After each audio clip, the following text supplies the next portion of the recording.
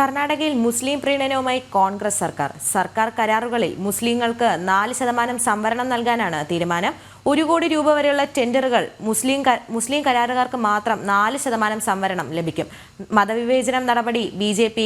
മതവിവേചന നടപടിയാണെന്നാണ് BJP സംഭവം ആരോപിച്ചിരിക്കുന്നത്.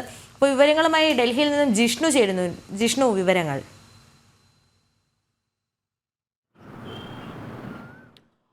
ദുർഗാലക്ഷ്മി, രോഹിണി, നമസ്തേ, good morning. Karnataka സർക്കാരിൻ്റെ മുസ്ലിം പ്രീണന നടപടിയുമായി ബന്ധപ്പെട്ട് കഴിഞ്ഞ കുറച്ച് ദിവസങ്ങളായി വലിയ രീതിയിലുള്ള റിപ്പോർട്ടുകൾ കർണാടകയിൽ നിന്ന് വന്നിരുന്നു. അത് ബജറ്റിൽ നിന്ന് വലിയ രീതിയിൽ മുസ്ലിമുകൾക്ക് മാത്രം പദ്ധതികളും സംവരണവും പ്രഖ്യാപിച്ചുകൊണ്ട് ബജറ്റ് കർണാടക സർക്കാർ പ്രഖ്യാപിച്ചിരുന്നു. അതിനെ ഹലാൽ ബജറ്റ് എന്നായിരുന്നു കർണാടക BJPയും ഒപ്പം ദേശീയ തലത്തിലും BJP രൂക്ഷമായി വിമർശിച്ചത്. അതിന് പിറകെയാണ് ഇപ്പോൾ കർണാടകയിൽ സർക്കാർ കരാറുകളിൽ മുസ്ലിമുകൾക്ക് മാത്രം 4% സംവരണം ഏർപ്പെടുത്താൻ സർക്കാർ തീരുമാനിക്കുകയും അതിനുള്ള നടപടികൾ ആരംഭിക്കുകയും ചെയ്തിട്ടുള്ളത്. ഈ പ്രഖ്യാപനം കർണാടക ബജറ്റിലും നടത്തിയിരുന്നു. നിലവിൽ അതിവേഗം ബജറ്റിൽ നടത്തിയിട്ടുള്ള പ്രഖ്യാപനം അതിവേഗം നടപ്പിലാക്കുകയാണ് കർണാടകയിലെ കോൺഗ്രസ് സർക്കാർ ചെയ്യുന്നത്. അതിൻ്റെ വിശദാംശങ്ങൾ പരിശോധിക്കുമ്പോൾ സർക്കാർ കരാറുകളിൽ 1 കോടി രൂപ വരെ ഉണ്ടാകുന്ന സർക്കാരിൻ്റെ ടെൻഡറുകളിൽ വിവിധ ആളുകൾ, വിവിധ കമ്പനികൾ ടെൻഡറുകൾ സമർപ്പിക്കും. അതിൽ മുസ്ലിമുകളായ കരാറുകാർക്ക് മാത്രം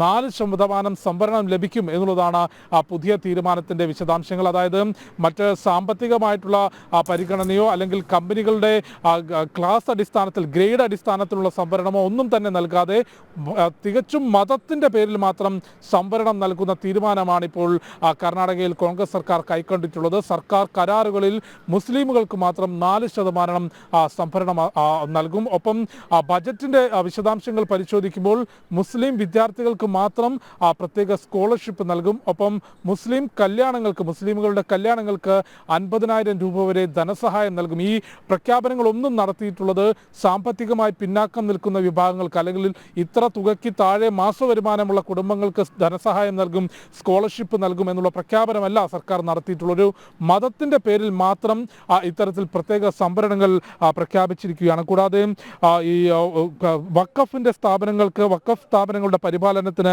150 കോടി രൂപയുടെ സഹായം, ബംഗളൂരുവിലെ ഹജ്ജ് ഭവന്റെ വിപുലീകരണം, കൂടാതെ കർണാടക എക്സാമിനേഷൻ അതോറിറ്റിക്ക് കീഴിൽ മുസ്ലിം വിദ്യാർത്ഥികൾക്ക് മാത്രം 50% ഫീസ് ഇളവ് തുടങ്ങിയിട്ടുള്ള പ്രഖ്യാപനങ്ങൾ ബജറ്റിൽ നടത്തിയിരുന്നു. അതിൻ്റെ ഭാഗമായാണ് ഇപ്പോൾ കർണാടകയിൽ സർക്കാർ കരാറുകളിൽ മുസ്ലിമുകൾക്ക് മാത്രം 4% സംവരണം നൽകാനുള്ള തീരുമാനം കർണാടകയിലെ കോൺഗ്രസ് സർക്കാർ കൈക്കൊണ്ടിട്ടുള്ളത്. BJPയുടെ ഭാഗത്തുനിന്ന് ശക്തമായ രൂക്ഷമായ വിമർശനം ഈ വിഷയത്തിൽ ഉന്നയിച്ചിട്ടുണ്ട്.